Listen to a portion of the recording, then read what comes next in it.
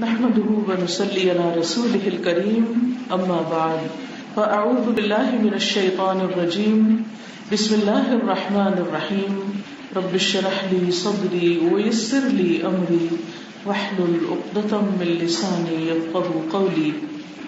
سورة الفجر والفجر وليال عشر والشفع والوتر والليل اذا يسر هل في ذلك قسم لذي حجر ألم تر كيف فعل ربك بعاد إرم ذات العماد التي لم يخلق مثلها في البلاد وثمود الذين جابوا الصخر بالواد وفرعون ذي الأوتاد الذين طغوا في البلاد فأكثروا فيها الفساد فصب عليهم ربك صوت عذاب إن ربك لبالمرصاد فأما الإنسان إذا ما ابتلاه ربه فأكرمه ونعمه فيقول ربي أكرمن وأما إذا ما ابتلاه ربه فقدر عليه رزقه فيقول ربي أهانن كلا بل لا تكرمون اليتيم ولا تحاضون على طعام المسكين وتأكلون التراث أكلا لما وتحبون المال حبا جما كلا إذا دكت الأرض دكا دكا وجاء ربك والملك صفا صفا وجيء يومئذ بجهنم يومئذ يتذكر الإنسان وأنى له الذكرى يقول يا ليتني قدمت لحياتي فيومئذ لا يعذب عذابه أحد ولا يوثق وثاقه أحد يا أيتها النفس المطمئنة ارجعي إلى ربك راضية مرضية فادخلي في عبادي وادخلي جنتي. معزز خواتین، اس وقت میں نے آپ کے سامنے 30ویں پارے کی سورت الفجر پڑھی ہے. یہ سورت مکی سورت ہے. عشاء کی نماز میں اس کو پڑھنا مستحب ہے. رسول اللہ صلی اللہ علیہ وسلم نے حضرت معاذ کو اسے پڑھنے کی تلقین کی تھی. حضرت معاذ رضی اللہ عنہ رسول اللہ صلی اللہ علیہ وسلم کے وہ صحابی ہیں، وہ ساتھی ہیں کہ جن کو آپ نے ایک مرتبہ فرمایا کہ اے معاذ، اللہ کی قسم میں تم سے محبت کرتا ہوں. اس شخص کی قدر و قیمت اور اس شخص کی عظمت کا کیا کہنا کہ جس کو اللہ کے رسول صلی اللہ علیہ وسلم یہ کہیں کہ میں تم سے محبت کرتا ہوں اور اللہ کی قسم کھا کر کہیں. کون تھے یہ معاذ رضی اللہ عنہ؟ یہ وہ معاذ ہے جو قرآن سے بہت محبت کرتے ہیں. ہم میں سے ہر شخص یہ دعویٰ کرتا ہے کہ اسے قرآن سے محبت ہے، لیکن ان کی محبت عجیب محبت تھی. وہ مدینہ میں رسول اللہ صلی اللہ علیہ وسلم کے ساتھ عشاء کی نماز پڑھتے. آپ صلی اللہ علیہ وسلم عام نمازوں کے مقابلے میں عشاء کی نماز کچھ تاخیر سے پڑھایا کرتے تھے. معاذ وہاں جا کر نماز پڑھتے، پھر واپس اپنی قوم میں آتے. ان کی قوم کے لوگ ان کا انتظار کر رہے ہوتے تھے اور رات کافی گزر چکی ہوتی تھی. پھر جب انہیں نماز پڑھانے لگتے تو لمبی لمبی صورتیں پڑھاتے. ایک روز کچھ ایسا ہوا کہ ایک شخص نے پیچھے سے نماز توڑ دی اور اپنی نماز الگ پڑھ کر اگلے دن رسول اللہ صلی اللہ علیہ وسلم سے شکایت کی کہ معاذ ہمارے ساتھ ایسا کرتے ہیں اور ہم کام کاج کرنے والے لوگ ہیں اور صبح کے وقت ہمیں جلدی اٹھنا ہوتا ہے، رات کو دیر تک جاگ نہیں سکتے.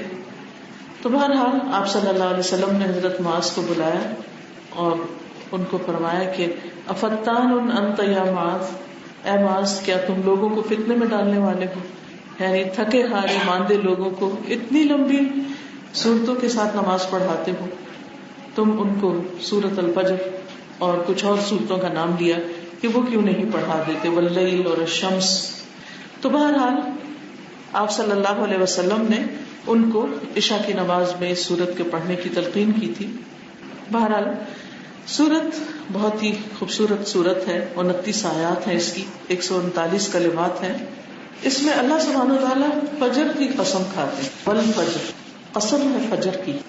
فجر رات کے اندھیرے کے بعد صبح کی روشنی کے طلوع ہونے کا نام ہے.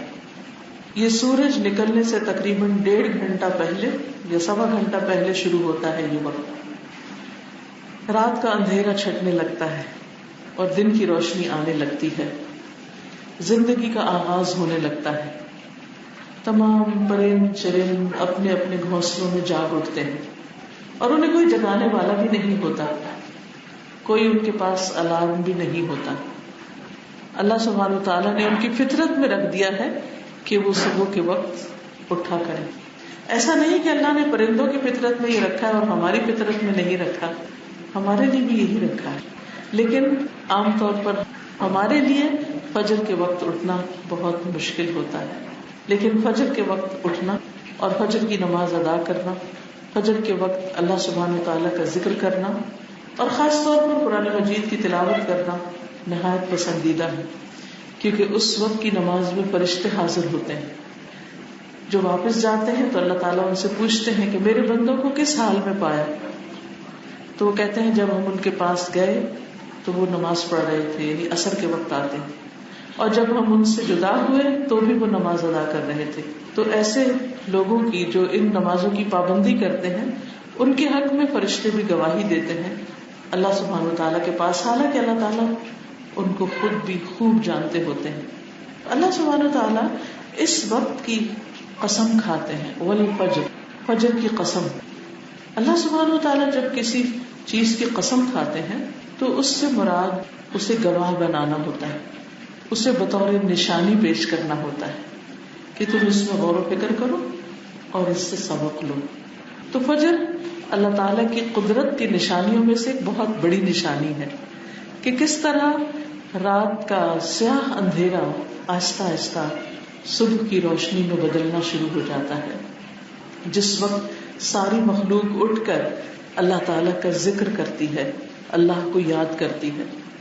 ہمیں بھی سوچنا چاہیے کہ اس وقت ہم کیا کرتے ہیں. کیا ہم بھی فجر کے طلوع ہوتے ہی اٹھ جاتے ہیں؟ سورج نکل آیا, پرندے اٹھ گئے, سارے حیوانات اٹھ گئے, اور آپ نے دیکھا ہوگا کہ اس وقت سارے کے سارے تسبیح کر رہے ہوتے ہیں. اگر آپ کے گھر میں کوئی درخت ہے یا کوئی باغ ہے تو آپ دیکھیں گے کہ اس وقت سارے پرندے اپنی اپنی بولی بول رہے ہوتے ہیں, اور بہت ہی سہانا وقت ہوتا ہے, بہت ہی خوبصورت, کہ ہر طرف سے اللہ کی یاد کی آوازیں آ رہی ہوتی. اسی طرح مسجد سے اذان کی آوازیں آتی ہیں, پھر کہیں نماز پڑھانے کی آوازیں آتی ہیں. گھروں کے اندر جو گھر آباد ہوتے ہیں ان سے قرآن کی تلاوت کی آوازیں آتی ہیں, اور ہر طرف ایک چہل پہل ہوتی ہے, ایک خوشی کا سما ہوتا ہے. لوگ جو اس وقت اٹھتے ہیں وہ مشاہدہ کرتے ہیں کہ اس وقت اٹھنا روح کو سیراب کر دیتا ہے, دل کے اندر ایک خوشی پیدا کر دیتا ہے, انسان کے اندر ایک چستی ہوتی, ایک نشاط ہوتی ہے, ایک زندگی ہوتی ہے, ایک ہوپ ہوتی ہے. اور اس وقت کا اٹھنا انسان کے لیے بہت سی پریشانیوں, غموں اور دکھوں سے نجات کا ذریعہ بھی بنتا ہے, کیونکہ جب انسان اندھیرے کو روشنی میں بدلتے ہوئے دیکھتا ہے تو انسان کو یہ سبق ملتا ہے کہ تمہاری زندگی کے غم, دکھ, پریشانیاں اور ان کے اندھیرے بھی جلد چھٹ جائیں گے. کوئی بھی وقت ایک سا نہیں رہتا, خواہ رات کتنی ہی تاریک کیوں نہ ہو وہ روشنی میں بدل جاتی ہے, صبح ضرور ہوتی ہے. اس لیے ہر صبح انسان کو ایک نئے دن کی اور ایک نئی زندگی کی بشارت دیتی ہے. تو جو شخص اس وقت اٹھتا ہے اسے چاہیے کہ اس وقت کو اللہ کی یاد میں گزارے, اور اس وقت وہی اٹھتا ہے جو اللہ کو یاد کرنا چاہتا ہے, کیونکہ اس وقت انسان دنیا کے کام کاج ابھی نہیں کرتا, کوئی جاب اس وقت شروع نہیں ہوتی, کوئی بزنس اس وقت شروع نہیں ہوتا, گھر کے کام کاج بھی اس وقت نہیں ہوتے. تو ہم کس لیے اٹھتے ہیں, کیوں اٹھتے ہیں؟ صرف اللہ کو یاد کرنے کے لیے. تو خوش قسمت ہے وہ جو اس وقت میں اپنے رب کو یاد کرے, اور اس وقت شکر بھی ادا کرنا چاہیے. کیوں؟ اس لیے کہ اگر رات ہی رہے اور دن میں نہ بدلے, صبح کی روشنی نہ آئے, تمہارے لیے کس قدر پریشانی کی بات ہو. تو اللہ سبحانہ وتعالیٰ اس وقت اپنی قدرت کی نشانی دکھاتا ہے. تو 3 اہم کام ہوتے ہیں کرنے کے, فجر طلوع ہونے سے لے کر سورج طلوع ہونے تک, اس سے پہلے. اور وہ کیا ہے؟ سب سے پہلے نماز. نبی صلی اللہ علیہ وسلم فجر کی نماز اندھیرے میں پڑھتے تھے. نماز کے بعد صبح کے اذکار، کیونکہ اللہ سبحانہ وتعالی کا ذکر سبحوہ بکرۃ و عشیہ، بکرہ کا مطلب ہے یعنی سورج نکلنے سے پہلے تک کا وقت. تو جتنی بھی حفاظت کی دعائیں ہیں، صبح شام کے اذکار ہیں، جن کی وجہ سے انسان بہت سی تکلیفوں، دکھوں اور پریشانیوں سے بچتا ہے، ان کے پڑھنے کا وقت بھی سورج طلوع ہونے سے پہلے تک کا وقت ہے. جب سورج طلوع ہو جاتا ہے تو وہ پھر صرف ذکر رہ جاتے ہیں، پھر وہ حفاظت کے لیے نہیں ہوتے. اس لیے نماز کے فوراً بعد اذکار اور اذکار کے فوراً بعد قرآن کی تلاوت یا تسبیحات، کیونکہ انسان جب صبح صبح اللہ سبحانہ تعالیٰ کا ذکر کرتا ہے، تسبیحات کرتا ہے، اللہ کو یاد کرتا ہے، تو اس وقت کا پڑھا ہوا اپنے اندر ایک عجیب تاثیر رکھتا ہے، کیونکہ وہ یکسوئی کا وقت ہوتا ہے. دنیا کی زندگی کے کام کاج شروع نہیں ہوتے تو کوئی ہنگامہ شور ادھر ادھر کی باتیں نہیں ہوتی، انسان یکسوئی کے ساتھ اللہ کا ذکر کرتا ہے. اور اگر قرآن کی تلاوت کرتا ہے، جو کہ کرنی چاہیے، تو ان قرآن الفجر کان مشہودا، کہ بے شک فجر کے قرآن میں حاضری ہوتی ہے، یعنی فرشتوں کی حاضری ہوتی ہے، اور اللہ کا ذکر جہاں ہو، جس گھر میں وہاں فرشتے حاضر ہوں، وہاں کیسی کیسی رحمتیں اور برکتیں نازل ہوں گی. لیکن اس کے برعکس اگر انسان اس وقت سوتا ہی چلا جاتا ہے تو یہ سونا ایک نحوست کا سونا ہوتا ہے، اور اس کی وجہ سے انسان کئی بیماریوں کا بھی شکار ہوتا ہے، کیونکہ انسان اپنی فطرت کے خلاف جا رہا ہوتا ہے. اور لیکن جب انسان اٹھتا ہے تو پھر فطرت کی ہم نوائی کرتا ہے. اس کے بعد اللہ سبحانہ وتعالیٰ قسم کھاتے ہیں وَلَيَالٍ عَشْرٍ، اور 10 راتوں کی، 10 راتوں کی قسم. یہ کون سی 10 راتیں ہیں جن کی قسم اللہ سبحانہ وتعالیٰ کھا رہے ہیں؟ یہ 10 راتیں، ان کے بارے میں مفسرین کے مختلف اقوال ہیں. سب سے پہلی بات یہ کہ یہ رمضان کے آخری عشرے کی 10 راتیں ہیں. ان 10 راتوں میں سے ایک رات لیلۃ القدر ہوتی. وہ لیلۃ القدر 1000 مہینوں سے زیادہ بہتر ہے، یعنی تقریباً 83 years and 4 months کی عبادت کے برابر ہے. اس ایک رات کی عبادت کوئی معمولی چیز نہیں ہے. اگر کسی کو وہ رات نصیب ہو جاتی ہے تو گویا وہ اپنی ساری زندگی عبادت میں گزار کر گیا اس دنیا سے. پھر اسی طرح آخری عشرے میں نبی صلی اللہ علیہ وسلم اعتکاف کیا کرتے تھے، عبادت کیا کرتے تھے. تاک راتوں میں خاص طور پر عبادت کا حکم ہے، قیام اور دعائیں، اور خاص طور پر اللہ سبحانہ تعالیٰ کی طرف رغبت. سارے سال کی راتوں میں سے یہ 10 راتیں بہت ہی قیمتی ہیں، جس میں نبی صلی اللہ علیہ وسلم خود بھی جاگتے اور اپنے اہل و عیال کو بھی جگاتے. دوسری رائے اس میں یہ ہے کہ اس سے مراد ذوالحج کے پہلے 10 دن ہیں. آج کل ذی القعدہ ہے اور جلد ہی انشاءاللہ ذی الحجہ آنے والا ہے. اسی مناسبت سے آج اس سورت کا اور اس بات کا ذکر کیا جا رہا ہے کہ اللہ سبحانہ وتعالیٰ نے ان راتوں کی جو قسم کھائی ہے یہ کوئی معمولی قسم نہیں ہے. یہ دن معمولی دن نہیں ہے، یہ دن سال کے دنوں میں سے سب سے زیادہ بابرکت دن ہے. ابن عباس کہتے ہیں کہ قرآن مجید کی یہ آیت وَيَذْكُرُ اسْمَ اللَّهِ فِي أَيَّامٍ مَّعْلُومَاتٍ، اور معلوم دنوں میں اللہ تعالیٰ کا نام یاد کریں. ان معلوم دنوں سے مراد عشرہ ذی الحجہ کے 10 دن ہیں، اور والفجر ولیال عشر سے مراد بھی ذی الحج کے پہلے 10 دن ہیں. حدیث سے پتہ چلتا ہے کہ ان 10 دنوں میں کیے ہوئے اعمال، خاص طور پر اللہ کا ذکر، تلاوت، تسبیح اور باقی نیک کام کرنا، باقی سارے سال کے دنوں میں سے زیادہ افضل ہے. رسول اللہ صلی اللہ علیہ وسلم نے فرمایا کسی بھی دن کیا ہوا عمل اللہ تعالیٰ کو ان 10 دنوں میں کیے ہوئے عمل سے زیادہ محبوب نہیں. صحابہ نے پوچھا یعنی کسی بھی اور دن میں جو عمل انسان کرتا ہے وہ ان دنوں سے بہتر نہیں ہو سکتا. گویا سب سے زیادہ افضل عمل وہ ہے جو ان 10 دنوں میں کیا جاتا ہے. اگرچہ رمضان بھی افضل ہے لیکن رمضان کی راتیں زیادہ بابرکت ہے بنسبت دن کے، اور عشرہ ذی الحجہ کے دن راتوں کی نسبت زیادہ قدر و قیمت والے ہیں، فضیلت والے ہیں. صحابہ نے پوچھا اللہ کے رسول صلی اللہ علیہ وسلم کیا جہاد فی سبیل اللہ بھی؟ آپ نے فرمایا جہاد فی سبیل اللہ بھی نہیں، مگر وہ وہ شخص جو اپنی جان اور مال کے ساتھ نکلے اور کچھ واپس لے کر نہ آئے، یعنی اپنی جان بھی دے دے، اس کا گھوڑا یا جو بھی اس کے ساتھ گیا وہ سب بھی ختم ہو جائے، تو ہاں اس کا عمل افضل ہو سکتا ہے، لیکن باقی کسی اور نیکی کا کسی اور دن میں کیا ہوا عمل ایسا افضل نہیں ہو سکتا جو ان 10 دنوں میں کیا جاتا ہے۔ اب یہ ہے کہ افسوس کے ساتھ یہ کہنا پڑتا ہے کہ ہمارے معاشرے میں عام طور پر ان دنوں کا اہتمام نہیں ہوتا۔ رمضان کا اہتمام تو ہوتا ہے، سب کو پتا ہے رمضان آ رہا ہے اور بہت برکتوں والا مہینہ ہے اور عبادت کرنا ہے اور روزہ رکھنا ہے، لیکن ان 10 دنوں سے عموماً لوگ غافل ہوتے ہیں۔ تو چونکہ آئندہ چند دنوں میں یہ مہینہ داخل ہونے والا ہے تو ہمیں پہلے سے ہی پلاننگ کر لینی چاہیے۔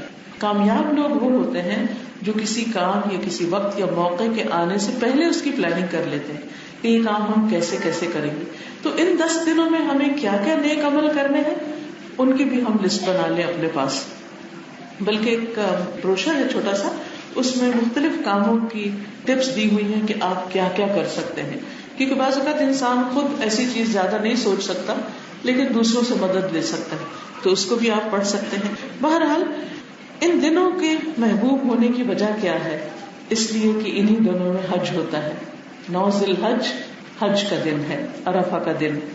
رسول اللہ صلی اللہ علیہ وسلم نے فرمایا کوئی دن ایسا نہیں کہ جس میں اللہ تعالیٰ عرفات کے دن سے زیادہ لوگوں کو جہنم سے آزاد کرتا ہو، یعنی پورے سال میں سے عرفہ کا دن ایسا ہے کہ جس میں سب سے زیادہ لوگوں کی بخشش ہوتی ہے، اور اس میں شیطان اپنے سر پہ خاک پھینکتا ہے اور روتا ہے اور پیٹتا اور کہتا ہے میں نے اس شخص کو ساری زندگی بہکایا اور اس کے پیچھے لگا رہا اور اس سے میں نے بڑے بڑے گناہ کروائے، لیکن آج یہ یہاں پر حاضر ہو کر اللہ کے آگے رو رہا ہے اور اللہ تعالیٰ اس کو معاف کر دے رہا ہے، تو میری تو ساری کوشش ہی برباد گئی۔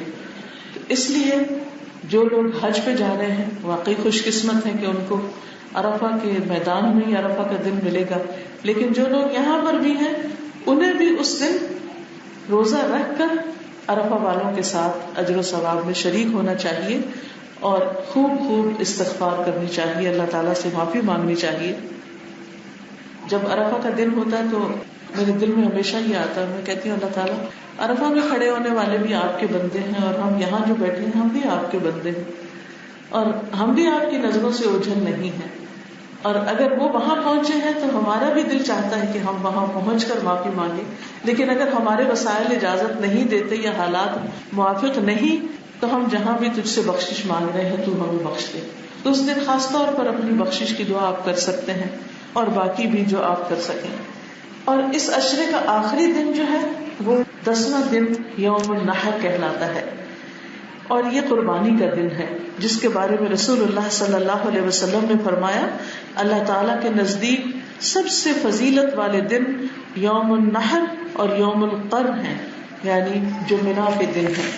تو اس لیے ان دنوں کی خاص طور پر مہربانی کرنی چاہیے۔ 10 تاریخ کو ہم روزہ وغیرہ تو نہیں رکھ سکتے، لیکن پہلے 9 دن جو ہیں اگر آپ پسند کریں تو سارے روزے آپ رکھ سکتے ہیں، کیونکہ یہ روزے باقی سال کے روزوں سے، نفلی روزوں سے زیادہ افضل ہیں۔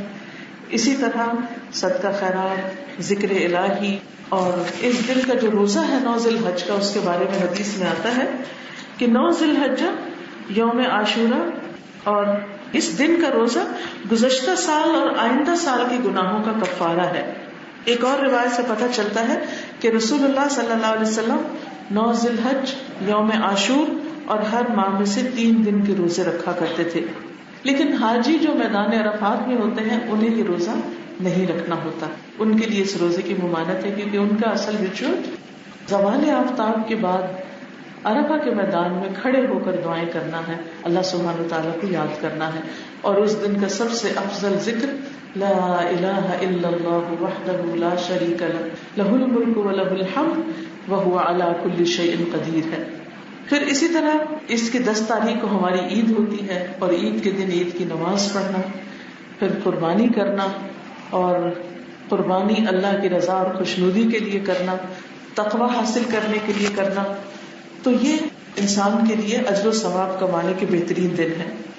اور پھر جب انسان قربانی کرتا ہے تو جو بھی قربانی کا جانور وہ ذبح کرتا ہے تو اس جانور کے ذبح کرنے میں اگرچہ خون بہایا جاتا ہے لیکن قربانی صدقے کی بہترین قسم ہے.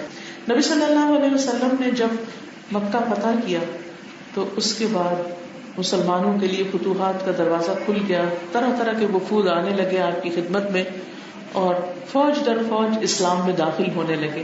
تو اللہ سبحانہ وتعالیٰ نے یہ سورت نازل کی، اذا جاء نصر اللہ والفتح ورأیت الناس يدخلون فی دین اللہ افواجا فسبح بحمد ربک واستغفرہ انہ کان توابا. اور اس میں آپ کو تسبیح اور توبہ استغفار کا حکم دیا گیا. اس کے علاوہ سورۃ الکوثر نازل ہوئی جب تو اس میں فرمایا انا اعطیناک الکوثر فصل لربک وانحر ان شانئک هو الابتر، کہ ہم نے آپ کو یقیناً بہت خیر عطا کی. حوض کوثر کی طرف اشارہ ہے. بس آپ اپنے رب کے لیے نماز پڑھیے اور قربانی کیجیے. اس آیت سے مفسرین نے یہ معنی بھی لیا ہے کہ عید الاضحیٰ کے دن پہلے نماز پڑھی جائے اور اس کے بعد قربانی کی جائے، جبکہ چھوٹی عید میں پہلے انسان کچھ کھاتا پیتا ہے اور پھر اس کے بعد یہ کہ جا کر نماز پڑھتا ہے اور اللہ سبحانہ وتعالیٰ کے لیے عید کا فطرانہ جو ہے وہ پہلے ادا کرتا ہے، صدقہ پہلے کرتا ہے اور بعد میں نماز پڑھتا ہے. عید الاضحیٰ میں پہلے نماز اور بعد میں صدقہ یعنی قربانی کا. ان شانئک هو الابتر، بے شک تمہارا دشمن ہی جڑ کٹا ہے. اس سے کیا بات پتہ چلتی ہے کہ جو شخص نماز پڑھتا ہے اور قربانی کرتا ہے اللہ سبحانہ وتعالیٰ اس کو تنہا نہیں چھوڑتا اور اسے اس کے دشمنوں کے حوالے نہیں کرتا. کہیں بھی انسان کو اگر یہ خطرہ ہو کہ لوگ اس کے باتیں بنائیں گے، لوگ معلوم نہیں اس کے ساتھ کیا سلوک کریں یا کوئی نقصان پہنچائیں، بعض اوقات انسانوں کے دشمن بن جاتے ہیں، بعض غلط فہمیوں کی بنا پر، بعض ایسے ہی. تو اس صورت میں بھی انسان کو کیا کرنا چاہیے؟ نماز اور قربانی سے مدد لینی چاہیے، کیونکہ قربانی کا صدقہ ایسا ہے کہ جس میں غریب لوگوں کو، بھوکے لوگوں کو کھانے کی چیز مل جاتی. بعض اوقات انسان ویسے روپے پیسے کا بھی صدقہ کرتا ہے لیکن اس صدقے میں یہ ہوتا ہے کہ لوگ اس پیسے سے کچھ بھی لے لیتے ہیں، بعض اوقات اپنے صحت کا خیال نہیں رکھتے. لیکن قربانی جو ہے اس میں جب اللہ کی خاطر اللہ کا نام لے کر خون بہایا جاتا ہے اور غریبوں کو کھلایا جاتا ہے تو وہ اللہ سبحانہ وتعالیٰ کے نزدیک بہت پسندیدہ ہے. کسی نے نبی صلی اللہ علیہ وسلم سے سوال کیا تھا کہ سب سے بہترین حج کیا ہے، کیسا ہے، کون سا ہے؟ تو آپ نے فرمایا تھا جس میں العج والثج ہو، یعنی عج کا مطلب یہ ہے کہ خوب بلند آواز سے تلبیہ پڑھا جائے اور ثج کا مطلب ہے بہت سی قربانی کی جائے، خون بہایا جائے. تو جب انسان حج کے لیے جاتا ہے تو صرف ایک قربانی پہ اکتفا نہیں کرنا چاہیے. نبی صلی اللہ علیہ وسلم نے کتنی قربانیاں کی جب حج کیا تھا؟ 100 اونٹ قربان کیے تھے، 100 اونٹ. اس میں سے 63 جو تھے وہ آپ نے اپنے ہاتھ سے قربان کیے تھے اور باقی حضرت علی رضی اللہ تعالیٰ عنہ کو حکم دیا تھا کہ وہ ان کو قربان کر دیں. تو اس سے بھی یہ پتہ چلتا ہے کہ قربانی کرنا ایک بہترین عبادت ہے، یعنی عبادت کی ایک قسم ہے، اور خاص طور پر اللہ کے نام پر اللہ کے دیے ہوئے جانوروں کو ذبح کرنا. وَلَيَالٍ عَشْرٍ، تو ان 10 راتوں میں انسان یا 10 دنوں میں انسان خوب اللہ تعالیٰ کی عبادت کرے. وَالشَّفْعِ وَالْوَتْرِ، اور شفع اور وتر، ایون اینڈ آڈ، ان کی بھی قسم کھائی. اب دیکھیے کہ شفع کہتے ہیں جیسے ایون نمبر ہوتا ہے 2 4 6 8، اور وتر ہوتا ہے طاق عدد جیسے آڈ نمبر ہوتا ہے. اب دنیا میں جتنی بھی چیزیں ہیں اگر آپ غور کریں تو وہ شفع ہے، 2 2 جوڑا جوڑا، اور وتر جو ہے وہ اللہ سبحانہ تعالیٰ کی ذات ہی اکیلی ہے. ایک حدیث میں آتا ہے کہ ان اللہ وتر یحب الوتر، کہ اللہ سبحانہ تعالیٰ ایک ہے اور وہ ایک یا طاق عدد کو پسند کرتا ہے، یعنی وتر کو پسند کرتا ہے. طاق تو ہوتا ہے وہ دوسرا، لیکن وتر کو پسند کرتا ہے. تو اب آپ دیکھیے طاق اور وتر ایک ہی چیز ہے. طاق اردو میں کہتے ہیں، وتر جو ہے عربی میں کہتے ہیں، اور جفت کہتے ہیں ایون کو. تو اللہ سبحانہ تعالیٰ کو کام کرنے میں جو آڈ نمبر پہ کام کرنا جو ہے وہ زیادہ پسند ہے. مثلاً آپ دیکھیے جیسے آپ نماز میں تسبیح پڑھتے ہیں سبحان ربی العظیم، سبحان ربی الاعلیٰ، تو 3 دفعہ 5 دفعہ 7 دفعہ اس طرح آپ پڑھتے ہیں. اسی طرح رات کی آخری نماز وتر ہے، اور اس پر تمام نمازوں کا اختتام ہوتا ہے. اسی طرح آسمانوں کا ذکر آتا ہے تو 7 آسمانوں کا ذکر آتا ہے. باقی بھی بہت ساری چیزوں میں طاق کا عدد ہے وہ پسندیدہ ہے کہ اس طاق عدد میں کام کرنا یا نمبر جہاں گننے ہو. بعض مفسرین نے وتر سے مراد عرفہ کا دن لیا ہے اور جفت سے مراد یوم النحر لیا، اور ان 2 دنوں کی اہمیت کی وجہ سے ان کی قسم کھائی گئی کہ دیکھو کس طرح اللہ سبحانہ وتعالیٰ تمہارے گناہوں کو بخشتا ہے عرفہ کے دن، اور کس طرح اللہ سبحانہ وتعالیٰ عید کا دن تمہیں خوشیوں کا دن دیتا ہے، اور اس میں بھی انسان جو قربانیاں وغیرہ کرتا ہے اس کی بنا پر انسان اللہ کا قرب پاتا ہے. کہ قربانی کا لفظ جو ہے یہ دراصل قرب سے نکلا ہے. قرب یعنی انسان قربانی کر کے اللہ تعالیٰ کے قریب ہوتا ہے، اللہ تعالیٰ کی رحمت پاتا ہے. کیونکہ اللہ تعالیٰ کیا چاہتا ہے کہ بندہ اللہ کی محبت میں باقی ہر محبت کو قربان کر دے. تو انسان کو عموماً اپنے مال سے محبت ہوتی ہے، یا پہلے زمانے میں لوگ خود جانور پالتے تھے اور اس کے بعد ان کو قربان کرتے تھے. تو جس جانور کو آپ پالتے ہیں، مثلا اگر آپ نے اس کو 1 سال تک اپنے پاس رکھا ہے اور اس کو اپنے ہاتھ سے کھلا رہے ہیں، پلا رہے ہیں، اس کو صاف ستھرا کر رہے ہیں، تو اس سے آپ مانوس ہو جاتے ہیں، اس سے آپ کی محبت ہو جاتی ہے. جن لوگوں نے پیٹس رکھے ہوئے ہیں یا پیٹس کے شوقین ہیں ان کو اچھی طرح پتا ہے کہ اس سے کتنی محبت ہوتی ہے. اپنے بچوں کی طرح بازو کا تو اس سے محبت ہو جاتی ہے. اور خاص طور پہ اگر چھوٹے بچے جو ہیں وہ یعنی پیٹس جب رکھتے ہیں تو عجیب ان کی اٹیچمنٹ ہو جاتی ہے ان سے. تو اب آپ دیکھیے کہ جب انسان کسی جانور سے اتنی محبت کرتا ہے اور پھر اللہ کے حکم پر اس کے گلے میں چھری پھیر دیتا ہے تو وہ کس بات کا اظہار کرتا ہے کہ اگر میری جان کی بھی ضرورت پیش آئی کہیں تو اللہ کے نام پر میں اپنی جان دینے سے بھی گریز نہیں کروں گا. تو انسان مختلف طریقوں سے قربانیاں کرتا ہے. فجر کے وقت اٹھنا کیا ہے دراصل؟ قربانی. حج پر جانا کیا ہے؟ قربانی. رمضان کی راتوں میں طاق راتوں میں لیلۃ القدر میں رات کو جاگنا اور عبادت کرنا کیا ہے؟ قربانی. ذوالحج میں روزے رکھنا نفلی کیا ہے؟ قربانی. اسی طرح اپنا مال خرچ کرنا قربانی. تو یہ ساری قربانیاں جو انسان کرتا ہے یہ دراصل اللہ سبحانہ تعالیٰ کے قریب ہونے کے لیے. اور اللہ سے قریب ہونا اس میں ایسی لذت ہے، اس میں ایسا سکون ہے، ایسی خوشی ہے کہ جس کو وہی محسوس کر سکتا ہے جس سے اللہ سے محبت ہو. اس کو ایک چھوٹی سی اس مثال سے سمجھیے اس بات کو کہ ماں کو اپنے بچے سے محبت ہوتی ہے.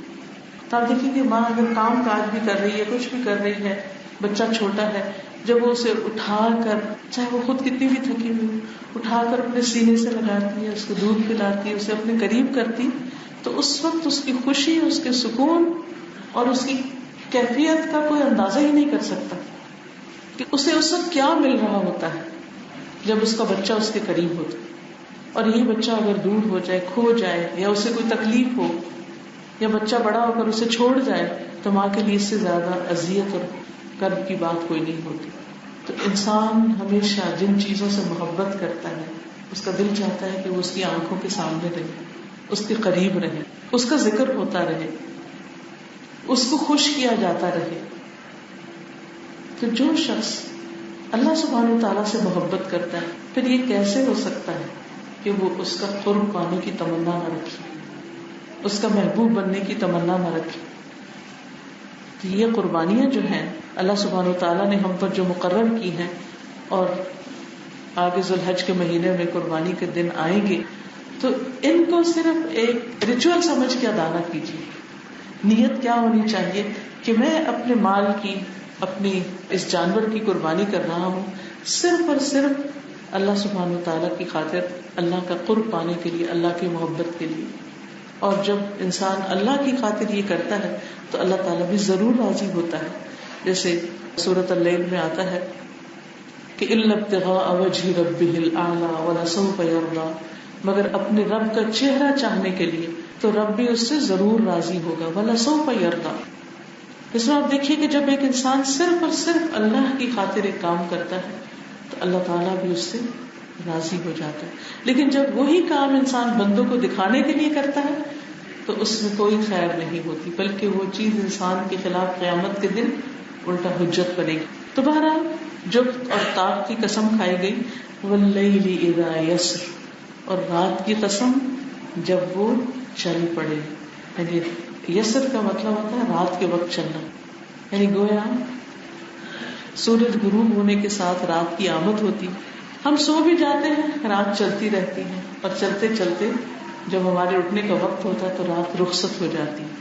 والصبح اذا تنفس، صبح اپنا سانس لے لیتی اور رات جا چکی ہوتی. پھر انسان کو دن ملتا ہے، پھر رات آ جاتی، پھر دن آتا ہے. یہ اللہ کی نشانیوں میں سے بہت بڑی نشانی. اس سے ہم سب کو یہ یاد رکھنا چاہیے کہ زندگی میں بھی دن اور رات ہوتے ہیں. کبھی خوشیاں ہوتی ہیں، کبھی غم ہوتے ہیں، کبھی آسانیاں ہوتی ہیں، کبھی مشکلیں ہوتی ہیں. کبھی انسان کا دل بہت اچھا ہوتا ہے، اس کا ایمان بہت بڑا ہوا ہوتا ہے، اور کبھی انسان بہت اداس ہوتا ہے اور اپنے آپ کو بہت لو فیل کر رہا ہوتا ہے. انسان کی کیفیات ایک جیسی نہیں رہتی. تو اس لیے ہم سب کو یہ سب جن چیزوں کی قسم کھائی گئی، فجر کی اور پھر رات کی قسم کھائی گئی، اور خاص موقعوں کی عبادت کے اوقات کی قسم کھائی گئی، یہ سب ہمیں بہت بڑی تسلی بھی دیتے ہیں کہ ہماری زندگیوں میں اگر کوئی مسئلہ ہے تو وہ ہمیشہ کے لیے نہیں ہے. وہ مسائل ختم ہو جائیں گے، جو چلے جائیں گے. کوئی بھی چیز پرماننٹ نہیں ہے. ہاں رات آتی ضرور ہے لیکن ٹھہرتی نہیں، چلتی چلی جاتی ہے. پھر اللہ تعالیٰ فرماتے ہیں حل فی ذالک قسم لذی حجر، کیا اس میں کسی عقل والے کے لیے کوئی قسم یعنی گواہی ہے، کوئی نشانی ہے. عقل مند لوگ ان قسموں سے، ان چیزوں سے، ان نشانیوں سے کچھ سبق لے رہے ہیں، کچھ لے سکتے ہیں، کیونکہ جو عقل مند ہوتا ہے وہی ان میں غور و فکر کرتا ہے اور ان چیزوں سے اس کو تسلی ہوتی ہے. قرآن مجید کی تلاوت کر کے بھی انسان کو تسلی اور خوشی ہوتی. اور اللہ تعالیٰ کی یہ نشانیاں جو ہیں، دن اور رات کا پھیر جو ہے، ان پہ غور کر کے بھی انسان کو ایک راحت ملتی ہے، ایک سکون نصیب ہوتا ہے. پھر فرمایا الم تر کیف فعل ربک بعاد، پچھلے زمانے کے لوگوں کے حالات دیکھو جنہوں نے اللہ کی نافرمانی کی، سرکشی کی. کیا تم نے دیکھا کہ تمہارے رب نے ان کے ساتھ پھر کیا سلوک کیا، ان کا انجام کیا ہوا. عاد کے ساتھ کیا ہوا، ارم ذات العماد، ارم نام کے لوگ جو ستونوں والے تھے. ارم ان کے جد امجد کا نام تھا، اور یہ بھی کہا جاتا ہے کہ عاد کا دوسرا نام ارم تھا. بہرحال ارم ذات العماد بہت ترقی یافتہ قوم تھی. انہوں نے بڑے بڑے ستونوں پر اپنے گھر بنا رکھے تھے، فن تعمیر کی ماہر قوم تھی. لیکن ہوا کیا، جب اللہ کا عذاب آیا تو کچھ بھی باقی نہ رہا. التی لم یخلق مثلها فی البلاد، جن کی طرح کے لوگ دنیا میں پیدا ہی نہیں کیے گئے. یعنی کوئی انسان ایسے طاقتور نہیں تھے جیسی طاقتور یہ قوم تھی. لیکن ان کے ساتھ کیا ہوا، آندھی نے ان کو اڑا دیا، ہوا نے ان کو قتل کر دیا، ختم کر دیا. جب ان پر ہوا چلی تو اس نے ان کے گرانڈ ڈیل اور بڑے بڑے اونچے لمبے چوڑے قد کے لوگوں کو اٹھا اٹھا کے پھینکا. دوسری جگہ پر آتا ہے کأنہم اعجاز نخل خاویہ، جیسے کھجور کے کھوکھلے تنے گر کے لیٹے پڑے ہوتے ہیں، اسی طرح ان کی تباہی پھر گئی. سب لوگ اپنے اپنے گھروں میں اور باہر یوں پچھڑے پڑے تھے کہ جیسے کوئی آفت ان پہ پھر گئی، اور واقعی آفت ہی پھر گئی تھی. اب دیکھیے کہ اس قوم کے اندر غرور اور تکبر تھا کہ ہم بہت طاقتور ہیں. من اشد منا قوہ، ہم سے بڑی قوت کس کی ہے، ہم سے بڑی طاقت کس کی ہے. یہ اس غرور میں مبتلا ہوئے. لیکن کیا ہوا، اللہ تعالیٰ نے ان کو ہوا سے مارا.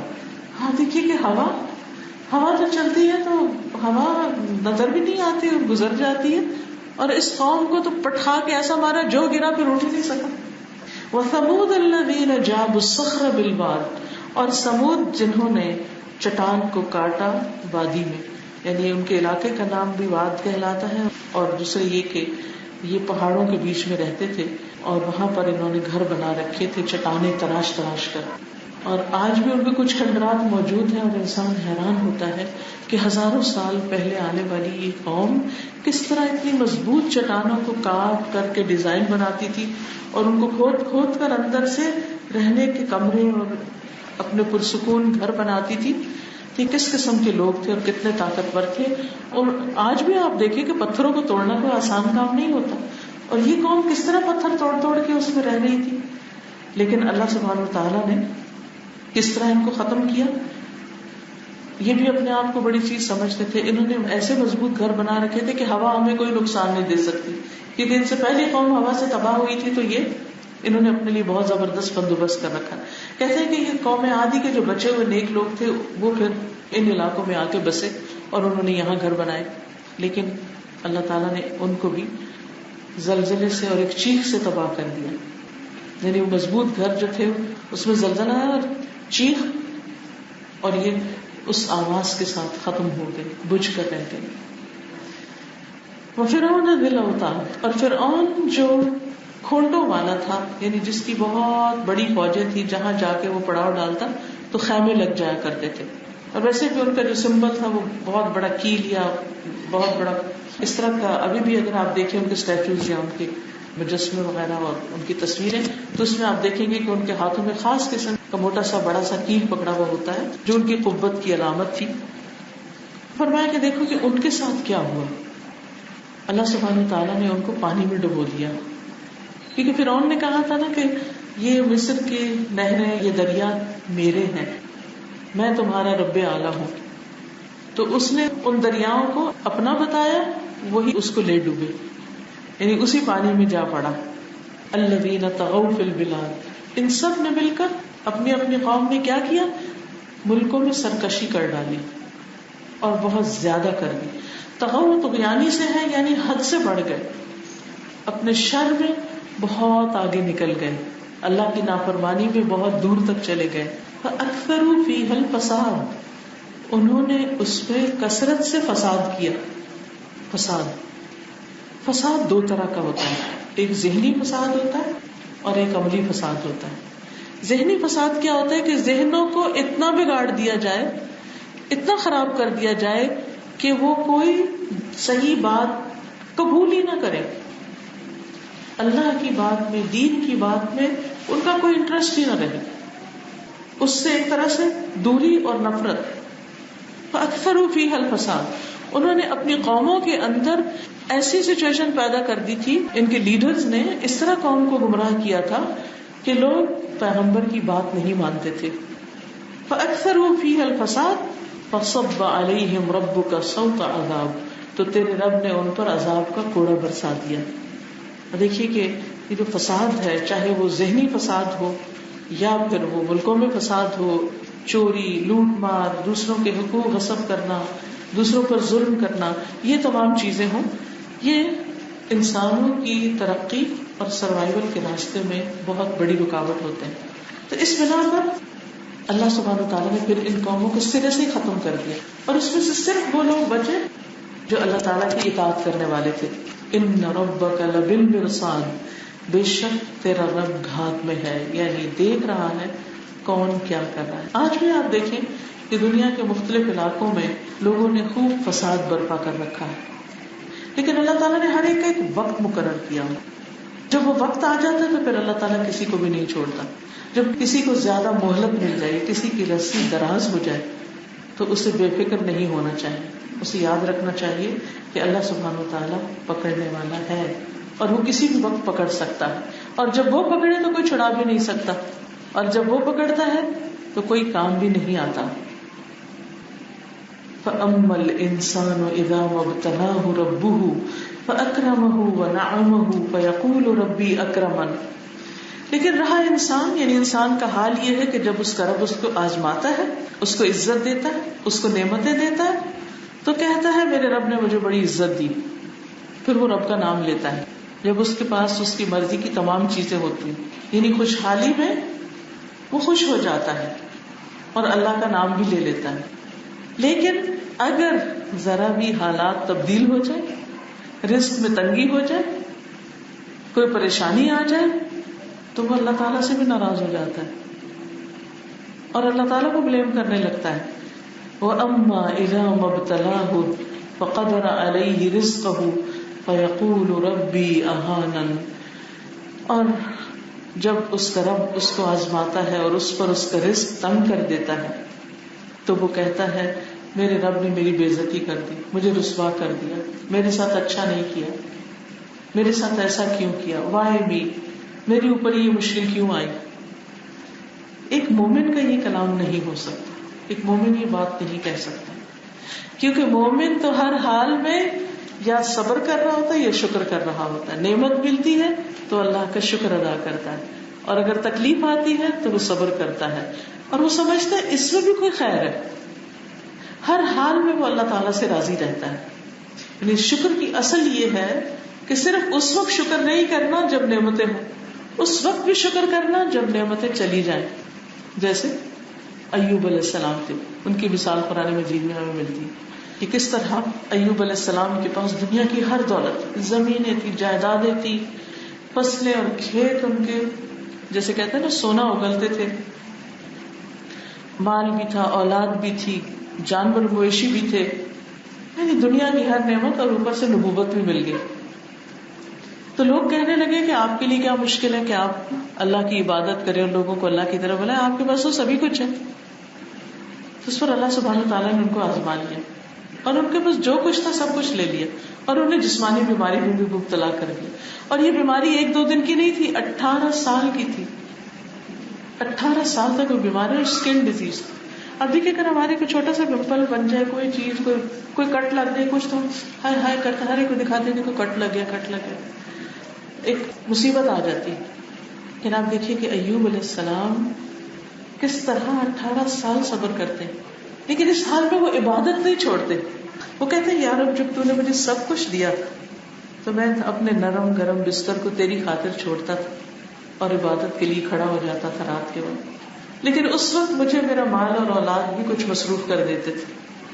ظاہر انسان کے پاس کتنے بھی کام کرنے والے خود تو دیکھنا پڑتا ہے، لیکن اب جب کہ تو نے مجھ سے سب کچھ لے لیا تو میرے اور تیرے بیچ میں کوئی بھی نہیں رہا. اب مجھے تیری عبادت میں اور بھی زیادہ لذت آتی. یعنی پہلے بیوی بچے اور یہ سب اور دنیا کے کام دھندے بہت کچھ تھا، اب تو کوئی بھی بیچ میں نہیں رہا، اب تو تیری عبادت میں اور بھی زیادہ مزہ آتا ہے. یہ ہوتا ہے بندہ مومن، یہ ہوتا ہے شکر، کہ جب ہو تو تب بھی انسان شکر کرے، اور جب نہ ہو تو بھی اس حال میں دیکھے کہ اس کا پلس پوائنٹ کیا ہے. کیونکہ کوئی بھی حال، ہاں وہ تکلیف کی حالت ہوتی ہے، وہ خیر سے خالی نہیں ہوتی، کیونکہ اس حال میں عام طور پر ہم اور زیادہ اللہ کا ذکر کرتے ہیں، عبادت کرتے ہیں، دعائیں مانگتے ہیں، اللہ تعالیٰ کے قریب ہونے کی کوشش کرتے ہیں، اپنی غلطیوں کو یاد کرتے ہیں، اپنے ان کاموں کی طرف توجہ کرتے ہیں جو ہم نے بھلائے بھی ہوتے ہیں، چھوڑے بھی ہوتے ہیں، اپنی ذمہ داریوں کی طرف توجہ کرتے ہیں. تب دیکھیے کہ تکلیف کا وقت تو گزر جاتا ہے، لیکن لکھا کیا جاتا ہے؟ بندے کا شکر یا پھر بندے کا واویلا کہ یہ کیا کرتا رہا ہے. اور اس میں ہم دیکھتے ہیں کہ کچھ بزرگوں کے حالات ہم پڑھتے ہیں تو اتنی حیرانی ہوتی ہے. ایک بزرگ کے بارے میں آتا ہے، امام ابو اسحاق کے بارے میں، کہ 20 سال تک وہ صرف ایک آنکھ سے دیکھتے تھے، لیکن انہوں نے کبھی کسی سے ذکر نہیں کیا کہ میں صرف ایک آنکھ سے دیکھتا ہوں. کسی کو بتایا ہی نہیں، کبھی نہیں بتایا. اور لوگ سمجھتے تھے کہ شاید وہ دونوں آنکھوں سے دیکھتے ہیں. اسی طرح وہ کہتے ہیں کہ جب مجھے کوئی تکلیف ہوتی ہے، کوئی بیماری ہوتی ہے، نہ میں اپنی ماں سے ذکر کرتا ہوں، نہ اپنی بہن سے، نہ بیٹی سے، نہ بیوی سے، کسی سے بھی نہیں کرتا. کیونکہ انسان جب اپنے پیاروں کو اپنی تکلیف کی بات بتاتا ہے تو وہ بھی تکلیف میں مبتلا ہو جاتے ہیں، اور اپنے دشمنوں کو تکلیف بتاتا ہے تو وہ خوش ہونے لگتے ہیں. جن کو آپ خوش دیکھنا چاہتے ہیں وہ غمگین ہو جاتے ہیں، اور جن کو آپ خوش نہیں دیکھنا چاہتے وہ آپ سے خوش ہونے لگتے ہیں کہ اچھا ہے اس کو مصیبت آئی. تو جب انسان اپنے دکھ تکلیف کی فریاد اپنے رب سے کرتا ہے اور اس سے دعائیں مانگتا ہے، انما اشکو بثی وحزنی الی اللہ، تو اللہ اس شخص کے دل کو سکون عطا کرتا ہے اور اس کو راہ دکھا دیتا ہے اور اس پر اپنا کرم نازل کرتا ہے اور اس کے لیے بے پناہ اجر لکھ دیتا ہے. کیونکہ انما یوفی الصابرون اجرهم بغیر حساب. اور صبر ہوتا ہے اپنے آپ کو روکنا، کس چیز سے؟ واویلا کرنے سے، شور کرنے سے، ہائے ہائے مچانے سے. کیونکہ جب انسان ان چیزوں سے بچتا ہے تو اسی وقت کو، اسی انرجی کو اللہ کی یاد میں گزارتا ہے، پھر اور کثرت سے ذکر ہوتا ہے اور اچھے اچھے کام کرتا ہے. اور اگر یہ نہ کرے تو پھر انسان سارا دن ایک ہی چیز کو لے کے پڑا رہتا ہے. زندگی تو ایک بار ملی ہے نا، دوبارہ تو ہم نے دنیا میں نہیں آنا. آج ہی میرے بھائی نے مجھے اپنا نسب نامہ بھیجا تو میں اس کو 2-3 دفعہ پڑھا سارے کو، اور اب یقین کر کے میں ایک ایک کو پڑھ رہی تھی. اچھا یہ بھی ہمارے اس میں سے لینئر میں سے، یہ بھی فوت ہو گئے، یہ بھی فوت ہو گئے، یہ بھی فوت ہو گئے، یہ بھی فوت ہو گئے. انہیں تو ہمارے بارے میں کچھ پتہ نہیں. ہم ان کے نام پڑھ رہے ہیں کہ یہ اور یہ لوگ ہمارے آباء و اجداد میں سے، ان میں سے کون اپنی قبروں میں خوش ہے اور کون نہیں. اللہ تعالیٰ سب کی بخشش فرمائے. لیکن اتنی حیرت ہو رہی تھی کہ اتنی لمبی لائن لوگوں کی، اور اس میں سے ہم یہاں کھڑے ہیں، اور پھر ہمارے بعد پتہ نہیں کتنے. یہی حال ہے، اور ہم سب کا یہی حال ہے. ہم سب آدم کی اولاد ہیں، اور آدم سے لے کے ہم تک بیچ میں پتہ نہیں کتنی نسلیں گزری جن کی ہم اولاد آگے اولاد ہیں. اور ہمارا وقت بھی ایک دن ختم ہو جائے گا، اور پھر ہماری جگہ کچھ اور لوگ ہوں گے، اور پھر ان کی جگہ کچھ اور لوگ ہوں گے. دنیا کا حال تو یہی ہے. تھوڑا سا وقت ہمیں ملا ہے کچھ کرنے کے لیے، بس کر جائیں. اور یہ صرف اس وقت ہو سکتا ہے جب ہم اپنے آپ کو فضول فالتو ایکسٹرا چیزوں سے بچائیں. کیونکہ اگر ہم واویلا کرنے میں اور دن بھر اپنے غموں کی اور دکھوں کی داستان ہی سنانے میں لگے رہے تو کسی سے کوئی اچھی بات کب کریں گے؟ اللہ کا ذکر ہی کب کریں گے؟ اللہ کو یاد کب کریں گے؟ اللہ سے دعا کب مانگیں گے؟ وہ جو ہم اپنی باتیں کہتے ہیں نا کہ اس کے دل میں نکالنے دو، بولنے دو اس کو، ارے اس کو بولنے دو بول کے کہاں وہ پھر تھوڑے دن پھر دوبارہ بھر جاتا، پھر دوبارہ بولنے لگتا ہے. یہی اگر وہ اس وقت اللہ کا ذکر کرے، اللہ کو یاد کرے، اللہ سے مدد مانگے، تو آپ دیکھیں گے کہ آہستہ آہستہ وہ زخم بھی مکمل ہو جائیں گے اور ایک راحت اور سکون بھر جائے گا دل میں. لیکن بہت سے لوگ اس گر کو نہیں جانتے. تو صبر ہوتا ہی کیا ہے؟ اپنے آپ کو روک لینا. کس سے؟ فالتو باتوں سے، فضول باتوں سے، خواہ مخواہ کی باتوں سے، اپنی کہانیاں سنانے سے لوگوں کو. اب دیکھیے کہ لوگ سن کے زیادہ سے زیادہ کیا کریں گے؟ کچھ کر تو سکتے نہیں آپ کے لیے. ہاں یہ ہے کہ کوئی دعا کرتے آپ کے لیے، اور آپ ویسے بھی کہہ سکتے ہیں.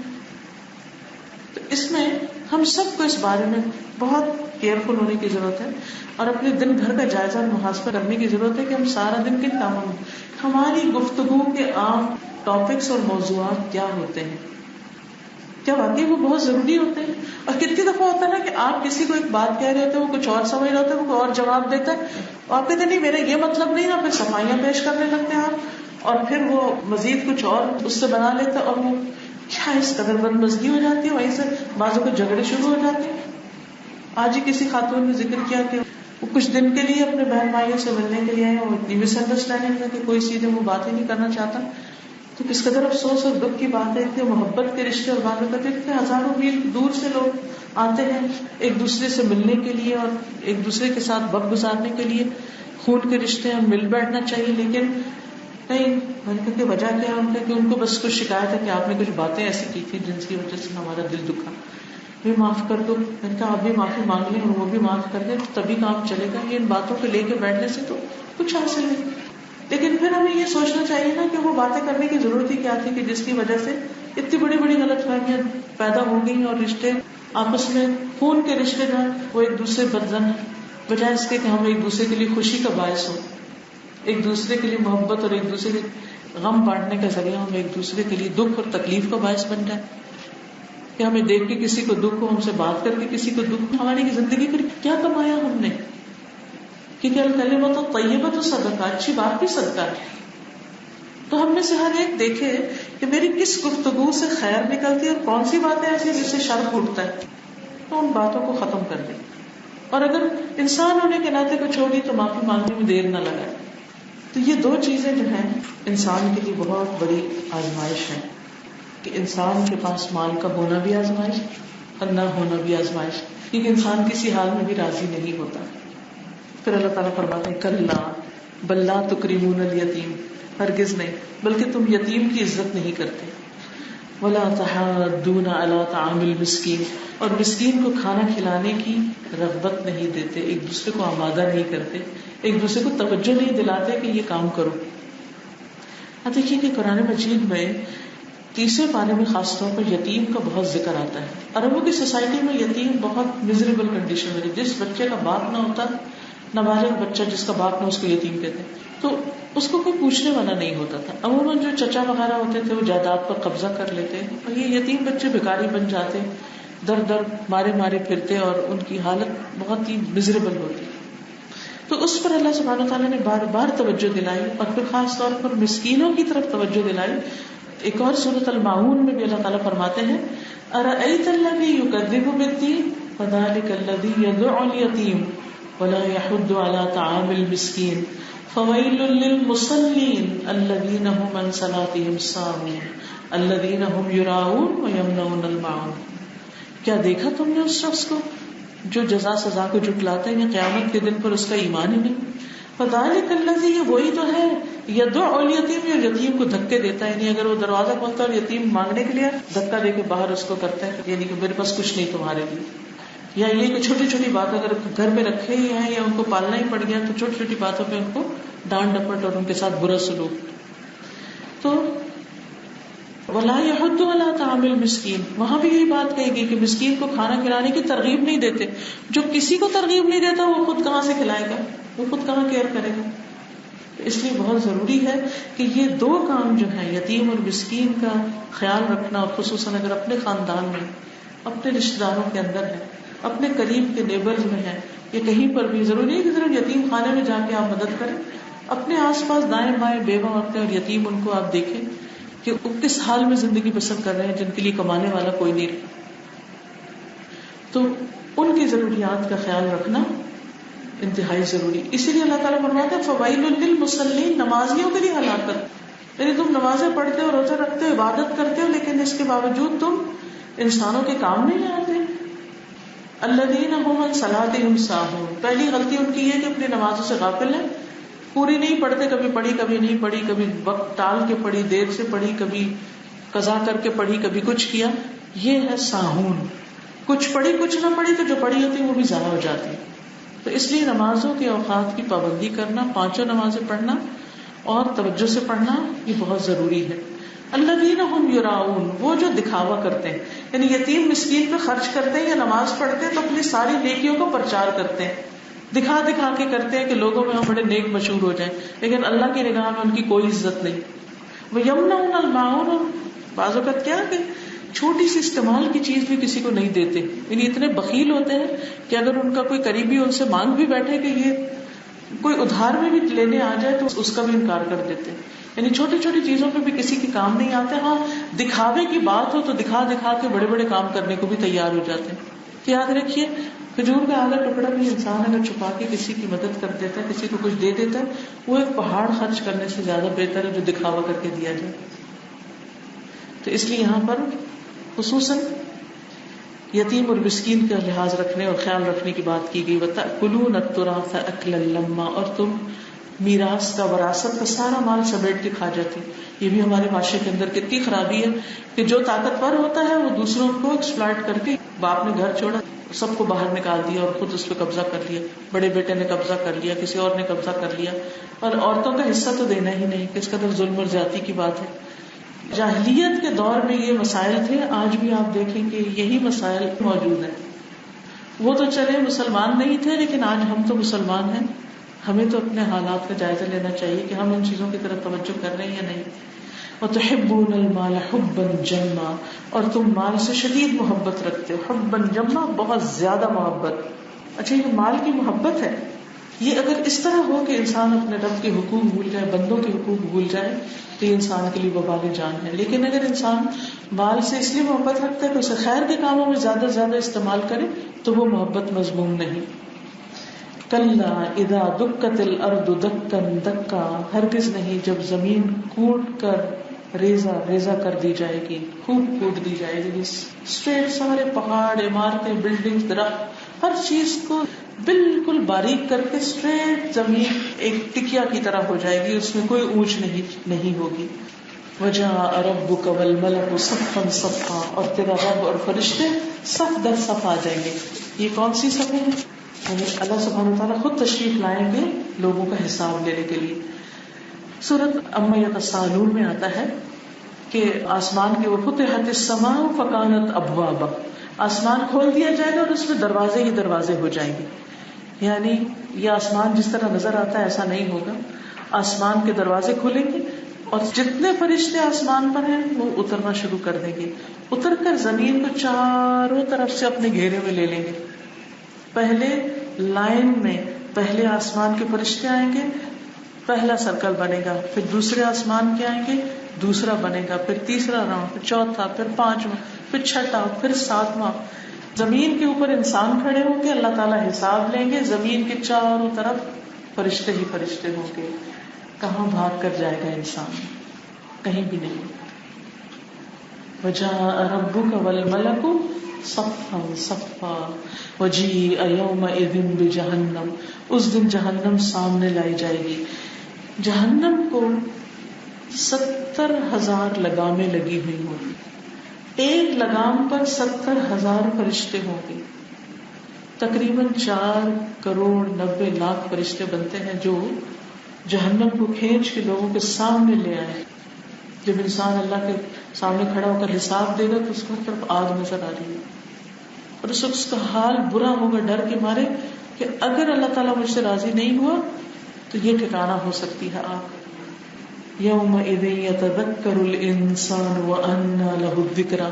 اس دن انسان نصیحت پکڑے گا, لیکن اب کہاں سے نصیحت پکڑنے کا فائدہ؟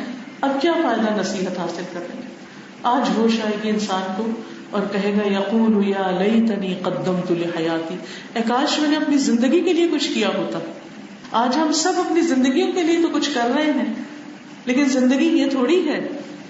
یہ تو ایک چھوٹی سی جھلک ہے زندگی کی. اصل زندگی تو کل شروع ہوگی, قیامت کے دن, جس کے بعد کوئی موت نہیں. جو جنت میں جائیں گے وہ بھی ہمیشہ رہیں گے, جو جہنم میں جائیں گے وہ بھی ہمیشہ ہمیشہ رہیں گے. یومئذ یتذکر الانسان وانى له الذکریٰ یقول یا لیتنی قدمت لحیاتی. کاش میں اپنی زندگی کے لیے پہلے سے ہی کچھ بھیج دیتا. آج ہم جو کچھ کرتے ہیں, کوئی صدقہ خیرات ذرے برابر بھی کوئی نیکی کرتے ہیں تو وہ قیامت کے دن سامنے نظر آئے گی. وَمَن يَعْمَلْ مِثْقَالَ ذَرَّةٍ خَيْرًا يَرَهُ. جو ایک ذرے جتنی بھی نیکی کرے گا وہ اپنے سامنے اسے دیکھ لے گا, وہ اس کے سامنے لے آئی جائے گی. اور جو ذرے برابر برائی کرے گا وہ بھی دیکھ لے گا. ہمارا اعمال نامہ وہی ہے جو دن رات ہم کرتے رہتے ہیں. یہی چیزیں ہمارے سامنے لا کر ہمیں دکھائی جائیں گی. فَيَوْمَئِذٍ لَا يُعَذِّبُ عَذَابَهُ أَحَدٌ. اس دن اس جیسا کوئی عذاب نہ دے گا. وَلَا يُوثِقُ وَثَاقَهُ أَحَدٌ. اس دن اس جیسا کوئی پکڑے گا بھی نہیں, کیونکہ اس کا پکڑنا ایسا ہے کہ جس میں کوئی چھڑا ہی نہیں سکتا. ہم نے تو یہ شعر بنا کے اپنے آپ کو تسلی دے دی کہ خدا جو پکڑے چھڑا لے محمد, محمد کا پکڑا چھڑا کوئی نہیں سکتا. نعوذ باللہ. یعنی ان کو اللہ سبحانہ وتعالیٰ سے بھی آگے مقام دے دیا. لیکن اصل بات یہ کہ اللہ تعالیٰ خود فرماتے ہیں کہ کوئی کسی کو نہیں چھڑا سکے گا الا من اذن له الرحمن. جس کو رحمان اجازت دے گا بس وہی سفارش کر سکے گا. پھر اللہ تعالیٰ فرماتے ہیں یا ایتها النفس المطمئنہ, اے نفس مطمئنہ. ہم سب اپنے دلوں کا جائزہ لیں. کیا واقعی ہمارا دل قلب مطمئن ہے؟ آپ سب کو معلوم ہے نا کہ دلوں کو اطمینان کس چیز سے ہوتا ہے؟ الا بذکر اللہ تطمئن القلوب. اللہ کا ذکر, اللہ کی یاد. لیکن ہماری زبانوں پہ انسانوں کا تذکرہ زیادہ ہوتا ہے اللہ کے ذکر سے. دن بھر ہم لوگوں کو ڈسکس کرتے رہتے, کبھی اچھے طریقے پر اور کبھی غیبت چغلی کر کے. لیکن اصل چیز کیا ہے؟ اللہ کا ذکر. اس لیے جس دن کا آغاز اللہ کے ذکر سے ہو, اللہ کی یاد سے ہو, اور جس کا اختتام بھی اللہ کی یاد پر ہو, اور جس میں انسان ہر کام اللہ کے ساتھ, اللہ کی یاد کے ساتھ کرے, وہی انسان کامیاب ہے. ایسا انسان مرتے دم تک ایک مطمئن, خوشحال, پرسکون زندگی بسر کرتا ہے. ہاں دنیا کا بہت کچھ اس کے پاس نہ بھی ہو تو اسے اصل میں یہ اطمینان کہتے ہیں اس سکون اور ٹھہراؤ کو جو مشقت کے بعد حاصل ہوتا ہے. مومن ساری زندگی تکلیف اٹھاتا ہے اور پھر آخر میں آرام کرتا ہے. ساری زندگی اللہ سے ڈرتا ہے, وہاں بے خوف ہو جائے گا. اس کے برعکس جو آج دنیا میں امن اور آرام کر رہے ہیں وہ کل پریشان ہوگی, اور جو آج یہاں اللہ سے نہیں ڈرتے انہیں کل پھر ڈرنا ہوگا. اللہ تعالیٰ دو خوف اور دو امن جمع نہیں کرے گا. تو اے نفس مطمئنہ ارجعی الی ربک, اپنے رب کی طرف واپس چلو. راضیۃ مرضیہ, راضی خوشی پسندیدہ. فادخلی فی عبادی, میرے بندوں میں داخل ہو جاؤ. وادخلی جنتی, میری جنت میں داخل ہو جاؤ. یہ کون خوش قسمت ہے جس کو اللہ تعالیٰ کی طرف سے یہ پکار آئے گی. اے نفس مطمئنہ, یہ وہی ہے جس نے اللہ کے حقوق بھی ادا کر دیے, بندوں کے حق بھی دے دیے, اور دینے کے بعد جو دل کو اطمینان ہوتا ہے, اپنی ڈیوٹی پوری کرنے کے بعد اور اپنی ذمہ داری ادا کرنے کے بعد جو دل کو سکون آتا ہے, اس کا کیا کہنا. اور جب انسان اس سے جی چراتا ہے تو پھر دل کے اندر جو پریشانی اور قلق اور دکھ اور غم رہتا ہے اسے کوئی ٹھیک کر ہی نہیں سکتا، اس کا کوئی علاج ہو ہی نہیں سکتا. تو اے نفس مطمئنہ، اپنے رب کی طرف اب واپس چلو. دنیا میں جتنے دن جینا تھا وہ جی لیا، اب واپسی کا وقت آ گیا. اس وقت مومن کے لیے موت راحت کا ذریعہ ہوتی، خوشی کا ذریعہ ہوتی، کیونکہ اسے جب پتہ چلتا ہے کہ میرا رب مجھ سے راضی ہے تو وہ کہتا ہے مجھے جلدی لے چلو، تو دنیا کے دکھوں اور غموں سے آزاد ہو جاتا ہے. اس کے برعکس جو دنیا میں اللہ کو راضی نہیں کرتا اس کے لیے موت کا وقت بڑی وحشت کا وقت، کہتا ہے کہ مجھے نہیں جانا، مجھے چھوڑ دو. لیکن کیا فرشتے چھوڑ دیں گے؟ فادخلی فی عبادی، پھر اسے خوشخبری آتی میرے بندوں میں داخل ہو جائے. بندے تو سارے ہی اللہ کے ہیں، لیکن یہاں کون اللہ کے بندے جو نفس مطمئنہ رکھتے ہیں؟ وہ سب ایک جیسے اللہ کے یہاں اکٹھے ہوں گے علیین میں. علیین 7 آسمانوں کے اوپر ایک جگہ ہے، ایک مقام ہے جہاں نیک لوگوں کی روحیں مرنے کے بعد جاتے ہیں اور وہ آپس میں ملاقات بھی کرتے ہیں، ایک دوسرے سے حال بھی پوچھتے ہیں. جب کوئی نئی روح جاتی ہے تو لوگ اس سے جو اس کو جانتے پہچانتے ہوتے ہیں وہ اس کے پاس آ جاتے ہیں اور اس سے پوچھتے ہیں. تو وہ ابھی چونکہ نیا نیا وہاں آتا ہے تو پھر کچھ کہتے ہیں اسے چھوڑ دو، یہ ابھی دنیا کے غموں سے آزاد ہو کر ہے. پھر اس سے پوچھتے ہیں اچھا فلاں کا حال کیا ہے، فلاں کہاں ہے؟ تو وہ بتاتے ہیں کہ وہ یہاں نہیں پہنچا، وہ تو مجھ سے پہلے فوت ہو گیا تھا. تو پھر وہ سب افسوس کرتے ہیں کہ وہ سجین میں چلا گیا، جیل خانے میں چلا گیا، نہ نماز پڑھی، نہ بندوں کا حق دیا، نہ غریبوں کو دیکھا، نہ کچھ اور کیا، وہ وہاں پہنچ گیا. تو بہرحال نیک لوگوں کی کمپنی دنیا میں بھی مانگنی چاہیے اور آخرت کے لیے بھی مانگنی چاہیے. الحقنی بالصالحین. کیوں یوسف علیہ السلام کو نبوت میں ملی، حکومت، بادشاہت، سب کچھ ملی، انہوں نے کیا مانگا؟ توفنی مسلما والحقنی بالصالحین. مجھے اسلام کی حالت میں فوت کرنا اور نیک لوگوں سے ملانا، یعنی مرنے کے بعد بھی نیک لوگوں کے بیچ میں ہوں. آپ دنیا میں جس سے محبت کرتے ہیں، جن لوگوں کے ساتھ رہتے ہیں، قیامت پہ آخرت میں مرنے کے بعد انہی لوگوں کے ساتھ ہوں گے. اور پھر وادخلی جنتی، میری جنت میں داخل ہو جاؤ. اللہ تعالیٰ جنت کو اپنی جنت کہتے ہیں. ایک اور جگہ پر آتا ہے رحمتی، میری رحمت، یعنی جنت کیا ہے؟ اللہ کی رحمت. اللہ سبحانہ وتعالیٰ ہم سب کو جنت عطا کرے. اللہم انی اسألک نفسا بک مطمئنۃ. اے اللہ ہم آپ سے اس نفس کا سوال کرتے ہیں جو مطمئن تؤمن بلقائک، جن سے تیری ملاقات پر ایمان ہو، وترضی بقضائک، جو تیری تقدیر پہ راضی ہو جائے. نفس مطمئنہ وہ ہوتا ہے جو دکھ والے حالات میں بھی اللہ کی تقدیر پہ راضی ہوتا ہے. وتقنع بعطائک، اور تیری عطا پر قناعت کرے، جو تو نے دیا ہے اس پر قناعت ہو، اس کو حرص و ہوس نہ ہو، اور اللہ سبحانہ وتعالیٰ کی طرف رجوع کرتا رہے. اللہ تعالیٰ ہم سب کو اس میں شامل کرے اپنے پسندیدہ بندوں میں. سبحان اللہ والحمد للہ ولا الہ الا اللہ واللہ اکبر ولا حول ولا قوة الا باللہ العلی العظیم. اللہم صل علی محمد وعلی آل محمد كما صليت على إبراهيم وعلى آل إبراهيم إنك حميد مجيد. اللهم بارك على محمد وعلى آل محمد كما باركت على إبراهيم وعلى آل إبراهيم إنك حميد مجيد. یا رب العالمین ہمیں اس صورت پر عمل کی توفیق عطا فرما. اللہ پاک فجر کا وقت ہمارے لیے محبوب وقت بنا دے اور اس وقت کی عبادت کو ہمارے دلوں کی ٹھنڈک بنا دے، ہماری آنکھوں کی ٹھنڈک بنا دے. یا اللہ ہمیں اس وقت میں اپنی خوب عبادت کی توفیق عطا فرما. ہمیں فجر اور اس کے بعد دن کے اول حصے کی برکتوں سے مالا مال کر دے.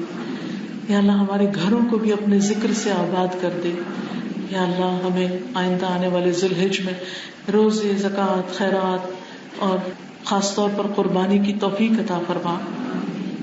یا رب العالمین ہمارے بچوں کو ہدایت عطا فرما، ہمارے گھر والوں کو ہماری آنکھوں کی ٹھنڈک بنا. یا اللہ ہمارے والدین پر اپنی رحمت نازل فرما. یا رب العالمین تو ہمارے نفسوں کو ٹیڑھا ہونے سے، دلوں کو ٹیڑھا ہونے سے بچا. اللہ ہمیں نفس مطمئنہ عطا فرما. اللہ جو بھی ہم کوشش کریں تیری خاطر کریں اور کرنے کے بعد تو ہم سے راضی ہو جائے اور ہم تجھ سے راضی ہو جائیں. اللہ جب ہماری موت آئے تو ہم سے راضی ہو جانا. اور ہمیں بھی یہ پکار آئے یا ایتھا النفس المطمئنہ ارجعی الی ربک راضیۃ مرضیہ. اللہ تو ہمیں اپنے پسندیدہ بندوں میں شامل کر لینا. یا اللہ ہماری آخرت کی منزلوں کو آسان کر دینا. اللہ ہمیں جہنم کی آگ سے محفوظ رکھنا. یا اللہ آخرت کا دن ہمارے لیے امن کا دن بنا دینا. ہمارا حساب آسان کر دینا. ہمیں نیک لوگوں میں شامل کرنا, نیک لوگوں کے ساتھ اٹھانا.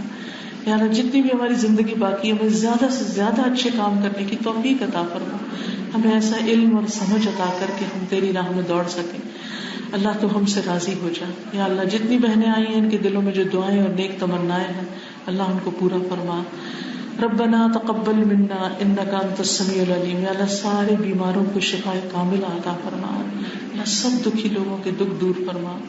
ربنا تقبل منا انك انت السميع العليم وتب علينا انك انت التواب الرحيم. وصلى الله تعالى على خير خلقه محمد وعلى آله واصحابه واهل بيته اجمعين برحمتك يا ارحم الراحمين. الہی آمین.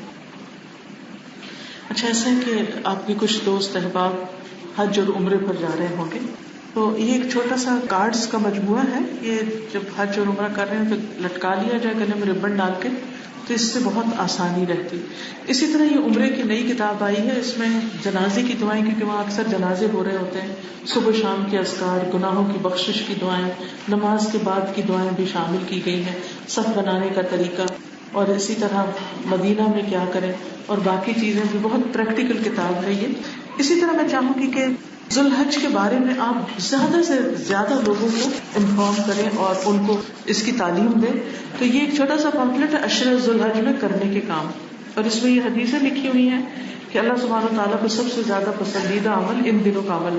اور پھر جو کرنے کے کام ہے وہ اس طرح لکھ کر رکھ دیے گئے ہیں, اور اس میں تکبیرات پڑھنا بھی افضل کام ہے. پیچھے تکبیرات ہے, اگر آپ یہ سامنے کے حصے میں کہیں لگا لیں اور ٹک مارک کرتے رہے کہ کون کون سے ہم نے کام کر لیے, تو انشاءاللہ اس سے بہت فائدہ ہوگا. آپ دوسروں کو تحفہ بھی دے سکتے ہیں تاکہ زیادہ سے زیادہ لوگ آپ کے لیے صدقہ جاریہ بنے.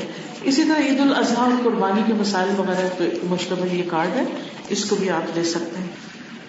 سبحانک اللہم و بحمدک اشہد ان لا الہ الا انت استغفرک و اتوب الیک. السلام علیکم و رحمۃ اللہ وبرکاتہ.